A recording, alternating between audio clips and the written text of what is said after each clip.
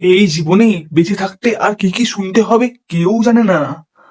বর্ণ পরিচয়ের স্রষ্টা বাংলার অন্যতম বীর সন্তান মাতঙ্গিনী হাজরা। কি কি কি কি কি আরেকবার বলুন কি?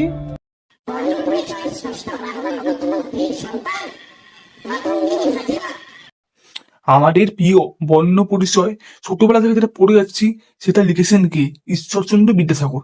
আজকে আমি জানতে পারলাম সেটা লিখেছেন মাতঙ্গিনী হাজরা।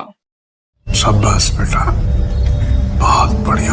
রামমোহন রায় যদি আজকে না থাকতো, আমার মা বা আপনার মা যদি মারা যেত, সেই চিতায় ঝলসে পুড়ে আমার বাবা বা আপনার বাবাকে মৃত্যু বরণ করতে হতো। সতীদাহ প্রথা রোধ করেছিল একজন বাঙালি।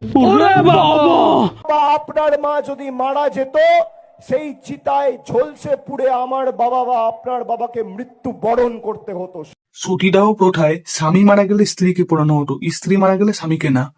আমাদের তো অনেক টাকা, আর আমরা বাড়িতে নিশ্চয়ই ইতিহাস বই থাকবে, তা না হলে একটা ইতিহাস বই দোকান থেকে কিনে নেবেন, সেটা ভালো করে বাড়িতে পড়বেন, তারপরে সে ভাষণটা দেবেন, ভালো লাগবে। আমরা গরিব হতে পারি কিন্তু মূর্খ না। আপনারা বড়লোক হয়েও মূর্খ কেন জানেন? ঠিক টাইমে পড়াশোনা না করে এই পার্টিতে যোগ দিয়েছেন তাই। ঠিক